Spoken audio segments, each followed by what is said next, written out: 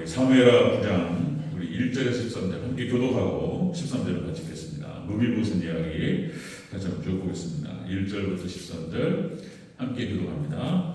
제가 먼저 읽습니다. 다윗이 이르되 사울의 집에 아직도 남은 사람이 있느냐?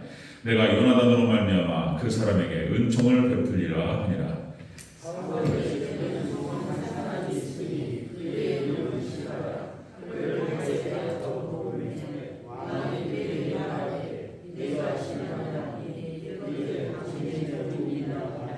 왕이 이르되 사울의 집에 아직도 남은 사람이 없느냐? 내가 그 사람에게 하나님의 은총을 베풀고자 하노라 하니 시바가 왕께 아뢰되 요나단의 아들 하나가 있는데 다리 저는 자니라 하니라.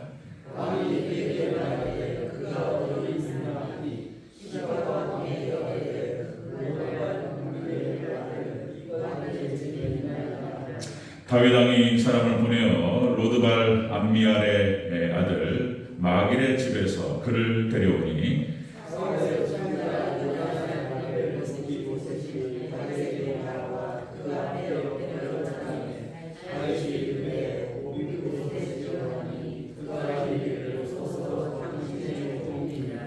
다윗이 그에게 이르되 무서워하지 말라. 내가 반드시 네 아버지 요나단으로 말미암아 너에게 은총을 베풀리라. 내가 네 할아버지 사울의 모든 밭을 다 내게 도로 주겠고 또 너는 항상 내 상에서 떡을 먹을지니라 하니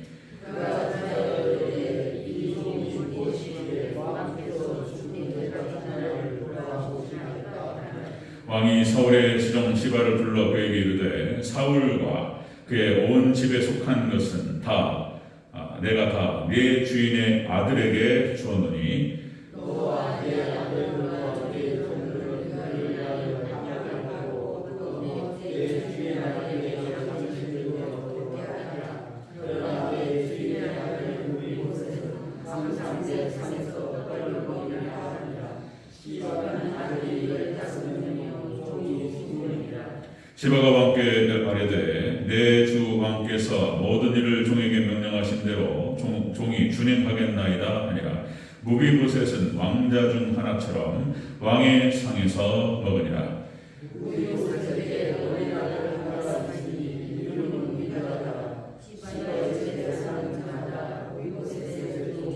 함께 있습니다. 무비보셋이 항상 왕의 상에서 먹음으로 예루살렘에 사니라. 그는 두 발을 다 절더라. 아멘. 네, 인사하겠습니다. 권징 예수님. 네, 예수님의 은혜 평강이 넘치시기를 축원합니다. 아멘. 오늘 함께 읽으신 사무엘하 9장 1절에서 13절 오늘 말씀을 토대로 구원의 과정을 보여주는 무비보셋 신학 제목으로 말씀드리겠습니다. 구원의 서정이라는 표현을 쓰다가 잘 안 쓰는 표현이란 말이죠. 구원 서정. 이제 우리 조직 신학에서 하나님께서 우리를 구원하신 어떤 그 과정이 있는데, 우리를 부르시고, 우리를 의롭다라고 하시고, 그리고 또 우리를 성화시켜 가시는 과정, 그리고 나중에는 영화롭게 구원이 완성되는 구원의 서정이라는 표현을 쓰는데, 구원의 과정이라는 표현으로 보겠습니다. 구원의 과정을 보여주는 무비보셋. 자, 우리 같이 한번 따라하겠습니다. 구원의 과정을 보여주는 무비보셋. 자, 무비보셋 살펴보겠습니다. 구원의 과정. 구원의 과정이 쫙 나타나요. 자, 이 무비보셋은 사울왕의 손자였고, 요나단의 하나밖에 없는 아들이었습니다. 사울왕이 하나님을 잘 섬겼더라면 이스라엘의 초대왕으로서 그 영예가 빛났을 것이고, 그리고 무비보셋은 요나단에 이어서 이스라엘의 3대 왕으로 찬란하게 빛났을 것입니다. 그런데 사울왕이 하나님 말씀에 불순종했고 그 심판이 그 저주가 자손에게 내려갔습니다. 그래서 요나단은 갈보아 전투에서 사망하고 무비보셋은 그 과정에서 유모가 들고 뛰다가 떨어뜨렸습니다. 그래서 두 발을 다 절었습니다. 한 발만 절어도 얼마나 거동이 불편합니까, 그죠? 그런데 두 발을 다 절었으니 어렵습니다. 안타깝고 불행한 인생, 비참한 인생의 모습을 상징적으로 보여줍니다. 그런데 놀랍게 다윗이 무비보셋을 부릅니다. 그렇죠? 다윗을 만나고 무비보셋은 하나님의 은총을 얻습니다.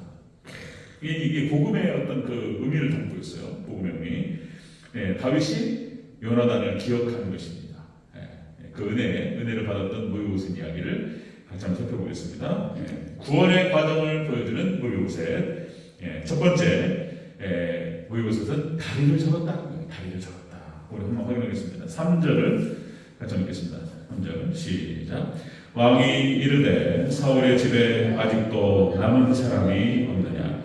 내가 그 사람에게 하나님의 은총을 베풀고자 하노라 하니 시바가 왕께 아뢰되 요나단의 아들 하나가 있는데 다리 저는 자리이라 하니라. 아멘. 우리 13절에 보면은 두 발을 절었다 라는 표현이 나오죠. 두 발을 다 절었다. 이 다리를 절었다라고 하는 것은 고통의 인생을 상징합니다. 고통스럽죠. 비참해요. 제대로 걸을 수 없다는 거. 그렇죠? 그나마 이제 다리를 들면서라도 걸었으니까, 그나마 나았다? 이렇게 말할 수는 없죠. 고통의 인생을 상징한다. 그러니까 오늘 오전의 말씀에도 같이 나눴던 것처럼, 우리가 예수님을 만나기 전에는 비참한 인생이었어요. 애굽의 종되었고 죄의 종과 노예로서의 비참한 삶을 살아가는 그런 존재에 불과하다. 인생이라고 하는 것이 그렇게 예수님 만나기 전에는 비참한 거예요. 죄에 끌려다니면서 죄의 노예처럼 그렇게 매여서 그렇게 죄 가운데 살아가게 되는 것이죠. 자, 금방 말씀드렸듯이 무비보셋은 갈보아 전투, 길보아 전투에서 요나단이 전사하면서 역시 이제 피난 가는 과정에서 유모가 떨어뜨려서 두 다리를 저게 됐다. 어린 나이에 그런 아픔이 있었습니다. 사울왕의 저주가 요나단과 그 손자까지 내려갔다라고 하는 것입니다. 자, 구원의 과정을 보여주는 이 무비보셋은 처음에 이렇게 고통의 인생을 살고 있었다라고 하는 것입니다. 인생 자체가 고통스러워요. 이 고통의 원인은 죄 때문입니다.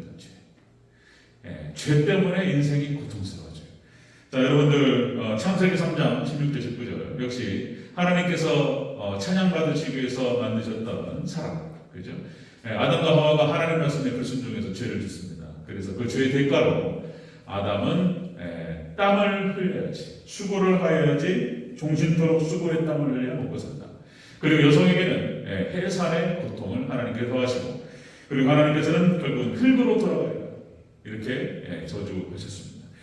이 땅에서 살다가, 이 땅에서 고통받고 살다가 그냥 수고의 인생을 땀을 흘리고 그렇게 살아가는 것이 인생이다. 자, 시편 90편 10절에서 인생의 연수가 70이요 강건하면 80이라도 그 연수의 사랑은 수고와 슬픔 뿐이요 신속히 가니 우리가 날아가나이다. 인생이 그렇게 수고의 땀을 흘리고 그렇게 사라진다는 거예요. 인생이 그렇게 고통스럽게. 욥은 이렇게 표현합니다. 욥기서 5장 7절. 사람은 고생을 위하여 났으니, 사람은 고생을 위하여 났으니 불꽃이 위로 날아가는 것 같은 경우, 불꽃이 팍팍팍 튀면서 사라져버려요. 그게 인생이다. 고통스러워. 시편 61편 9절 이렇게 되죠. 아, 슬프도다. 사람은 입김이며 인생도 속임수이니 저울에 달면 그 입김보다 가볍니까. 사람은 그렇게 고통 가운데 살고 그래 사라져버리는 것이 인생이다. 이렇게 성경에서 정의를 내리는 거예요. 인생이 그렇습니다. 다시요. 예수님께서 이 땅에 오시기 전 2000년 전에, 그러니까 구약이 말라기로 끝나고 세례 요한까지 400년 동안의 공백기가 있다고 그랬죠. 이 400년 공백기가 동안에 예수님이 오시기 전에 이미 사단이 뿌려놨어요. 헬라, 소크라테스, 무슨 아리스토텔레스, 플라톤, 헬라 철학이 자리를 잡으면서, 그러니까 하나님 없는 이성과 하나님 없는 철학이 이게 왼수예요, 왼수. 그러니까 사단이 그걸 사로잡는 거예요. 여러분들, 우리 인생이 하나님의 은혜와 하나님 말씀이 없으면 이렇게 돼버려요. 그냥 비참해져 버려요. 철학을 열심히 하면 열심히 할수록 자살할 확률이 커요. 염세주의에 빠집니다. 인생의 의미를 알지 못하고. 그러니까 철학을 열심히 하면 할수록 칸트가 어떻고, 여러분들 헤겔의 유물론적 세계관, 사람이 물질이라는 거예요. 물질. 존 뉴턴의 기계론적 세계관. 사람이 기계라는 거예요. 이 사람이 메커니즘 그러니까 기계가 흐르는 어떤 어떤 뭐라고 해요? 메커니즘 이걸 뭐라고 표현해요? 메커니즘 그러니까 이 구조가 있어요. 그러니까 사람도 똑같다는 거예요. 그냥 사람이 하나님께서 창조하신 하나님의 형상이라고 하는 성경의 말씀을 거부하고 사람이 물질이라는 거예요. 네. 이러면서 세상이 비참해져 가는 것입니다. 여러분들 행복의 기준이 물질의 증가에 있어요. 세상은 그런 거예요. 세상.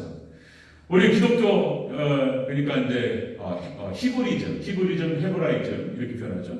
철저히 우리 사람은 하나님의 형상이며 그래서 존귀한 존재이다. 그렇죠? 사람이 존귀하고 사람이 고귀한 이유는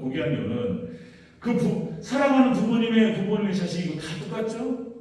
이제 그렇게 표현하기도 하지만 사실 근본적인 것은 하나님의 형상이기 때문에 존귀한 거예요. 여러분들 예수님 만나고 구원받으면 우리가 하나님의 형상으로 변화될 줄로 믿습니다. 예수님을 닮아가면서 존귀한 존재가 된다는 거예요.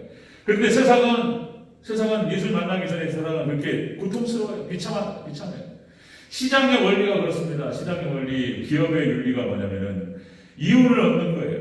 그래서 이윤을 얻기 위해서 수단과 방법을 가리지 않습니다. 세상은 그런 거예요. 어떤 이윤을 얻기 위해서 이득을 얻기 위해서 너미와 죽던 말던 상관 안 해요. 세상이 그런 거예요. 세상.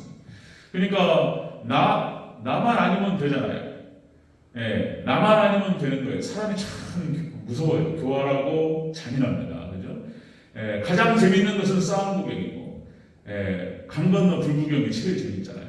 별로 올 일이 없잖아요. 여기 강이 흐르고 있고, 강 건너 불구경이 제일 재밌어요. 사람이 그런 거예요. 막 싸우고 있으면 막 재밌어. 그런 거 싸우는 거 보는 거. 그죠?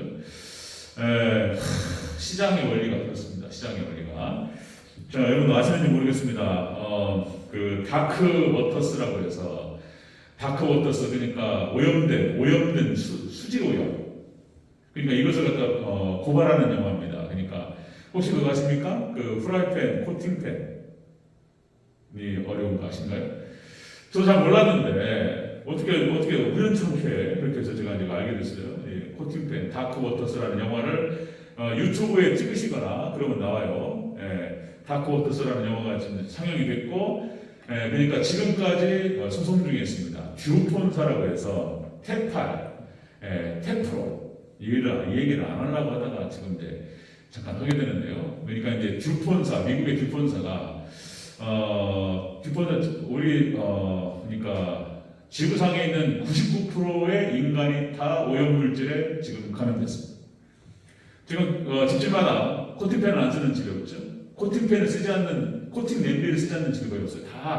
저도 그러니까 코팅팬하고 무쇠팬하고 차이가 너무 나요. 그러니까 자기가 프라이 하더라도 요리하는 하더라도 이 코팅팬은 너무 잘 된단 말이에요. 그런데 이 코팅이 여러분들 과불 화합물질 그러니까 PFOA라고 해서 독성물질입니다. 독성물질. 이것은 그러니까 예전에 2차 세계대전 때 탱크에다가 발랐던 거예요. 이 코팅. 그러니까 이걸 갖다 사람이 쓰는 어떤 그 그릇에다가 코팅을 사람이 쓸 수 없다는 거예요. 그래가지고 이제 어떤 그 미국의 변호사가 이 사실을 알게 되고 자신의 자녀들부터 해가지고 사람들이 죽어나가는 거예요. 그 듀폰사에서 근무했던 사람들이 다 암에 걸려가지고 기형아를 낳든지 아니면 치매에 걸리든지 아니면은 불임의 요소가 되고 그 독성 물질이란 말이에요. 그래서 거기서 갖다 고발을 했단 말이에요. 그래가지고 지금도 소송이 안 끝났어요. 20년이 넘는 소송입니다. 자, 그 이야기가 다크 워터스라는 영화에서 잘 그려지고 있어요. 자, 그래서 이 듀폰사에서 미국 법원에서 판결을 내가지고 이거는 분명히 잘못된 것이다 해가지고 벌금을 최근에 6억 달러를 했습니다. 6억 달러. 6억 달러면은 우리나라 돈으로 1조 6천억 원, 7천억 원, 8천억 원. 지금 이제 달러 값이 올라갔기 때문에 거의 1조에 가까운 벌금을 냈어요. 그런데 그 1조는 그 듀폰사에서 1년 한 해 매출이 10%도 안 돼요. 그러니까 계속 만드는 거예요. 계속. 아는 사람은 피해가요. 아는 사람은 무쇠펜으로 바꾸든지 뭐 하여튼 뭐 알아서 할 일이고, 그러니까 그거를 알면에도 불구하고 자기들도 인정을 해요. 이거 사람한테 들어가면 큰일 나고 죽는다는 거 알아요. 그럼에도 불구하고 계속 생산해요. 그 전 세계적으로 팔려나가는 그 후라이팬 코팅팬의 그 이득이 어마어마하기 때문에 그걸 포기 못해. 사람은 죽든 말든 그 사람들 그 임원진부터 해서 거기 사람들은 뭐 안 쓰겠죠. 그런 거예요, 세상이. 또 그러니까 지금은 이게 어려워서 이게 외식을 줄여야 돼. 외식을 집에서 만드는 거예요. 외식. 막 내가 먹는 거 아니잖아요. 내가 먹는 것도 아니고 내 자식이 먹는 것도 아니니까 막 대충 막 그냥. 세상이 그런 거예요. 세상이 지금 믿을 데가 아무것도 없고 다 병원도 과잉진료. 그냥 때려요. 그냥 뭐 아무것도 모르니까 뭐 딱 가가지고 이상합니다. 종양이 있는 것 같은데요. 이게 암일지도 모른다. 이래버리면 이제 그걸 열어봐가지고 암인가 아닌가 어떻게 알아요? 그러니까 세 군데 가봐야 된다는 말씀 드리잖아요. 제가 병원에 진단이 나오잖아요. 다른 병원에 가서 진단해봐요. 그리고 또 한 군데 다른 데 가봐야 돼요. 그러면 누가 거짓말하는지 나온다니까. 세상에 믿을 수가 없어요. 참 이런 상황. 자, 여러분들 그러니까 구원의 과정을 보여주는 모의고세 처음에 다리를 절고 비참한 인생을 살았다. 그러니까 예수님 만나기 전에 인생은 이렇게 고통스러운 인생이고 비참한 인생이에요. 이렇게 서로 물리고 하면서 서로 참 고통스럽고 비참합니다. 자, 두 번째 보겠습니다. 이 모의고세지. 자, 구원의 과정을 보여주는 모의고세. 하나님의 은총을 받았어요. 하나님의 은총을. 다윗을 만나요. 다윗을. 우리 1절과 1절 다시 한번 읽겠습니다. 1절과 3절 시작. 다윗이 이르되 사울의 집에 아직도 남은 사람이 있느냐. 내가 요나단으로 말미암아 그 사람에게 은총을 베풀리라 하니라. 3절을 초반부터 다시 읽습니다. 시작. 왕이 이르되 사울의 집에 아직도 남은 사람이 없느냐. 내가 그 사람에게 하나님의 은총을 베풀고자 하노라 하니. 아멘. 사울의 집에 남은 사람을 찾았어요. 다윗이 하나님의 은총을 베풀고자 하노라. 그러니까 이것은 다윗을 예수님으로 상징한다고 했을 때 예수님의 구원을 말하는 거예요. 고통 가운데 비참한 인생 가운데 살아가는 인생에게 예수님께서 하나님 찾아오셨어요. 그리고 그 인생을 찾으시는 거예요. 그리고 만나기만 하면 하나님의 은총이 임하는 줄로 믿습니다. 예수님 만나기만 하면 은총을 입어요. 이 무비보셋의 이름의 뜻이 또 공교롭게 그 이름 안에 다 의미가 있어요. 이 무비보셋의 이름이 수치를 없애는 자라는 뜻이죠. 수치를 없애는 자. 수치스러웠어. 할아버지가 사울왕이라고 하는 것이 수치스럽고 부끄럽고 자신이 다리를 절벽하러 갈 때 수치스럽고 이런 거예요. 근데 다윗을 만나면서 모든 수치는 사라져요. 놀랐습니다. 다윗을 만나면서 왕 앞에 섰어요. 무비보셋이 비참한 인생을 살아가다가 왕을 만났어요. 그죠? 오늘 8절에 보니까 죽은 개 같다라고 표현하고 자기를 죽은 개 같은 저에게 은혜를 베푸시나이까 이런 표현을 쓴단 말이죠.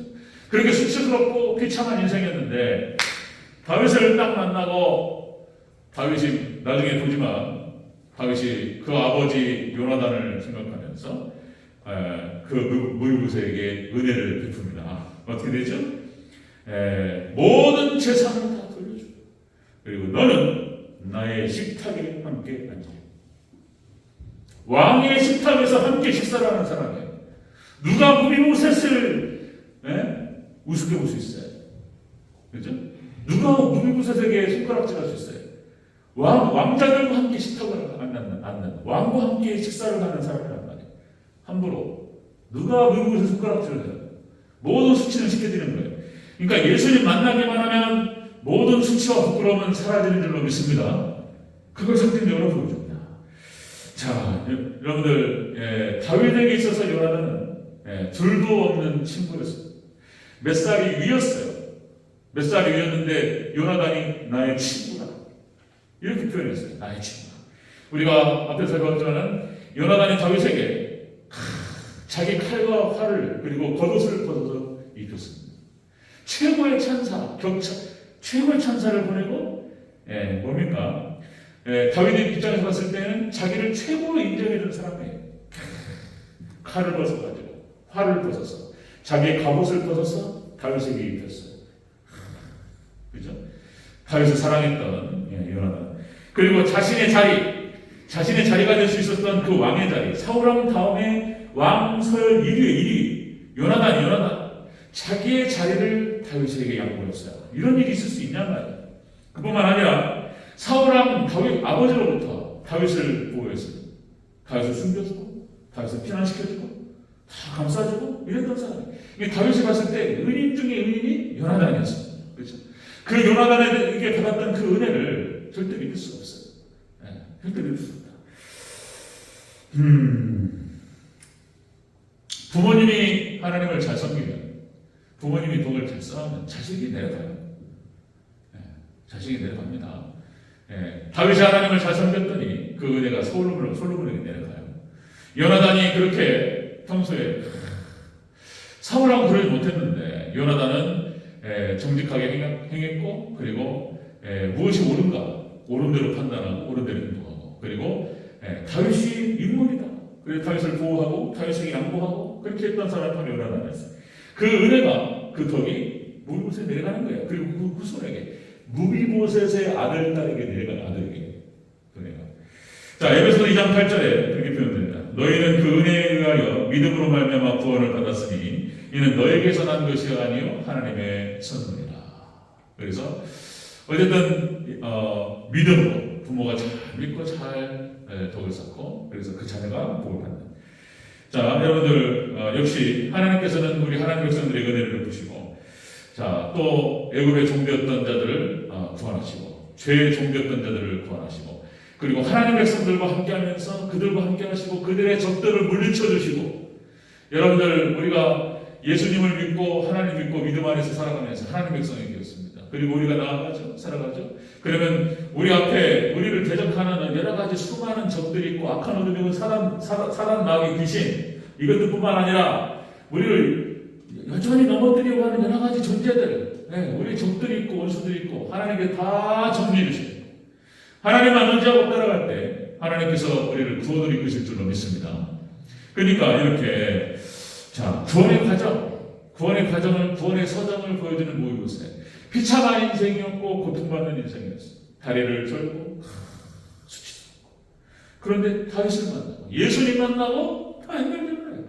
그런데 예수님만 만나면 다 해결될 줄로 믿습니다. 다윗을 만나서 해결되는 거예요. 다윗을. 여러분들 고 한동대 총장이셨던 김영길 총장님 아시는가 모르겠습니다. 그분이 벌써 돌아가셨다는 말씀. 그러니까 2019년에 돌아가셨어요. 81세로 한동대 총장. 이 사람의 일화를 보면 그렇습니다. 이 사람이 전통적인 불교 신자였다는 거예요. 집안이 불교예요, 집안이.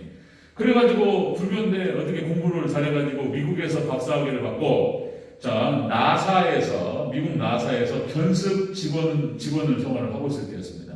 그때 다 박사에 다 나사에 있는 사람들은 세계 최고의 우수한 머리들만 들어가는 거예요. 나사. 그러니까 여기서 이제 견습 직원을 하면서 종이 옮기는 일을 했다는 거예요. 서포터하고 이렇게 이제 다 저보다 똑똑한 사람들이니까 거기 처음 들어가가지고 그런 거 허드렛일 하는 거예요. 그러고 있는 상황인데 거기에 나사의 직원들 최고의 과학자들입니다. 그 사람들은 아침에 출근해가지고 성경책을 읽고 업무를 시작한대요. 그러다네요. 그러니까 이 김영길 총장이 처음에 이런 과학자들이 성경을 읽네? 성경이 이게 지금 신화도 아니고, 과학자들이 하나님을 창조했다 이런 얘기를 읽고 있어요. 그래가지고 무시했다는 거예요, 속으로. 무시하고 무슨 성경을 읽냐 그랬다는 거예요. 그런데 이제 김영길 총장님의 한국 선임연구원, 그러니까 먼저 들어와서 자리를 잡고 근무했던 한국 연구원이 있었던 거예요. 그 연구원이 성경책을 주면서 여기에서 너보다 못한 사람이 있냐 말이에요. 다 너보다 똑똑한 사람인데 이 사람들이 성경을 읽을 때는 이유가 있는 거라고, 읽어보라고 썼다는 거예요. 그래가지고 이거를 딱 읽는데 창세기 1장, 2장, 3장을 읽으면서 깨져버렸어요. 하나님 역사하신 거예요. 창세기 1장이나 대체 하나님의 천지를 창조하십니다. 그러니까 우주 물리학자들, 이거 과학을 연구하는 사람들이 이게 이 창세기 보면서 눈이 뒤집힌다는 거예요. 1장을 읽어라 하면서 2장 읽어나가면서 이게 하나님 역사하시니까 깨달음의 영을 주셨던 것 같아요. 그리고는 이 김영일 총장이 예수님을 영접하고 믿음 생활을 시작합니다. 그리고 어려운 미국 생활을 갖다가 신앙생활을 잘 극복하고 하나님 만나버렸어요. 그리고는 한국에 돌아와서 창조과학회를 이끕니다. 김영일 총장이 창조과학회를 이끌고 그리고 한동대 청장으로 들어가서 한동대를 어떻게 만들었냐면 우리나라 최고의 대학으로 만들었어요. 한동대. 여러분들 한동대가 김영일 총장이 있을 때 지금도 예전에 한번 우리 교회 왔었어요. 제 조카인데 그러니까 이제 저희 큰이모 그러니까 저희 어머니가 둘째 그 위로 바로 언니가 아니 큰이모는 시집을 빨리 갔어요. 19살 20살 돼가지고 애를 빨리 낳았어요. 우리 어머니는 저를 30이 넘어서 낳았어요. 그러니까 저희 사촌형들하고 띠동갑이에요. 사촌형들이 저보다 띠동갑이고 이래요. 이게 이제 그러니까 거기 아들이니까 제가 당시 오촌이에요. 오촌. 아니 어렸을 때 봤는데 이쁘다 이렇게 생겨가지고 그래 이쁘다 하고 뭐 소식 들을 때 뭐 군대 갔다 해병대 갔다는 얘기 듣고 그랬냐고 잘했다 그러고 이제 가끔 소식을 들었어요. 그런데 이모가 돌아가셨을 때 장례식장에 갔다 왔는데 거기서 만났단 말이에요. 조카들이 쭉 있는데 이게 오촌 조카들이 이렇게 딱 있으니까 든든하더라고요 제가. 그리고는 이제 신앙생활 한다고 이제 그래서 딱 만났는데 그 친구가 이제 그런 거예요. 그냥 우리 교회 왔었습니다. 여기 대전 유성구에 IT 기업에 근무한대요. 30이 넘었어요. 31? 또 같이 먹고 그랬는데 해병대 장교 출신이에요. 그 친구가 이제 한동대 나왔어요. 물어봤어요. 한동대 물어봤더니 지금은 그 정도는 아니래요. 아닌데 한동대 분위기가 거의 신학교 분위기입니다. 신학교. 체프를 드려요. 매일 체프를 드려요. 일반 대학교인데 일반 종합대학인데 매일 체프를 드리고 철저하게 기도로 시작하고 기도를 끝내요. 이런다는 거예요. 이제 그 친구한테 물어보니까 그 정도는 아니에요. 요새는 많이 퇴색됐다는 거예요. 근데 그 김영일 총장이 그렇게 만들었어요. 한동대를 그렇게 만들었어요. 그러니까 하나님께서 예수님을 만나고 놀라운 하나님의 일꾼으로 하나님께서 김영일 총장을 세우셨습니다. 자, 여러분들 이 구원의 과정 그러니까 비참한 인생이고 방황한 인생이고 고통받는 인생이지만 예수님 만나고 다윗 만나고 예수님 만나면 그냥 기가 막힌 인생이 될 줄로 믿습니다. 자, 그 구원의 사정을 보여주고 있어요. 자, 세 번째 보겠습니다. 세 번째 구원의 과정을 보여주는 무비보셋 세 번째 항상 왕의 상에서 먹고 예루살렘에서 살았습니다. 무비보셋은 자, 다시 한번 우리 7절을 읽겠습니다. 7절과 13절 7절 있습니다. 시작. 다윗이 그에게 이르되 무서워하지 마라. 내가 반드시 네 아버지 요나단으로 말미암아 내게 은총을 베풀리라. 내가 네 할아버지 사울의 모든 밭을 다 내게 도로 주겠고 또 너는 항상 내 상에서 떡을 먹을지니라 하니. 13절입니다. 시작. 무비보셋이 항상 왕의 상에서 먹음으로 예루살렘에 사니라. 아멘. 왕의 상에서 먹었어. 비참한 인생이고 고통스러운 인생인데 다윗을 만나고 예수님 만나고 완전히 바꿔버렸어요. 자, 이것은 무엇을 상징하냐면 왕의 상에서 먹고 예루살렘에 살았다라고 하는 것은 상징적으로 천국의 축복을 받은 걸 말하는 거예요. 천국의 축복. 우리가 예수님 만나면 천국의 축복이 있을 줄로 믿습니다. 아멘. 이런 이야기들 속에 이렇게 복음의 의미들이 쫙 담겨 있어요. 천국의 축복을 받았다. 자, 여러분들 다시 10절에 보니까 땅을 돌려받았어요. 사울왕의 모든 재산과 땅을 돌려받고, 그죠? 그리고 거기에 속해 있는 종들을 싹 하나님께서 다윗이 싹 돌려줬어요. 그죠? 자, 이것은 무엇을 보면 계시록 21장 새 하늘과 새 땅을 말하는 거예요. 새 하늘과 새 땅. 그 다음에 양식을 주어서 먹게 했습니다. 에덴 동산의 회복이에요. 그래서 우리는 천년왕국에 잠깐 우리가 예수님 재림하셔서 심판하시고 다 정리하시고 새 예루살렘, 새 하늘과 새 땅이 내려와요. 거기 천년 동안 왕노릇한다고 말씀하고 있어요. 그러니까 우리가 천년왕국을 기간을 보내요. 그리고 그 기간을 끝나서 우리가 영원천국으로 들어갑니다. 이것이 이제 요한계시록에서 얘기하는 거예요. 천년왕국 천년 동안 왕노릇하면서 천년왕국에서는 먹고 마셔요. 영원천국에 들어가는 그런 거 없지만 천년왕국에서는 우리가 육체를 입고 부활체를 입고 먹고 마셔요. 자, 그걸 상징적으로 보여줍니다. 그리고 예루살렘에서 살았다라고 하는 것은 천국의 축복을 말하는 것이다. 자, 여러분들 요즘 이 시대에 천국의 신앙이, 천국 신앙이 퇴색되고 있어요. 천국 신앙이. 그러니까 미국 사람들 그렇고 한국 우리가 그렇게 착각하니까 우리가 그 뭐랄까 이렇게 혼란스러워한다, 혼동한다라고 얘기해야 되겠지. 그러니까 뭐냐면은 가장 큰 축복이 뭐라고 생각하냐? 이렇게 얘기하면 가장 큰 축복이 뭐라고 생각하냐? 이 땅에서 잘 되는 거라고 생각합니다. 여전히 이 땅에서 역시 좋은 데 가고, 이 땅에서 좋은 데 취직하고, 이 땅에서 부자 되고 젊은 거 잘 살고, 이걸 가장 큰 축복으로 생각한다는 거예요. 그건 안 된다는 거예요. 예. 자, 여러분들 예수님 만난 것, 그리고 구원받은 것, 우리에게 천국을 하나님 허락하신 것, 이게 가장 큰 축복인 줄로 믿습니다. 여기에 대한 분명한 깨달음과 확고한 목표의식이 없으면 세상 쪽으로 빨려간다는 거예요. 어쨌든 세상에서 잘 되는 것이 최고의 축복이에요. 하나님, 세상에서 잘 되는 거 하나님께서 덤으로 주시는 겁니다. 아멘? 덤으로 주셔요.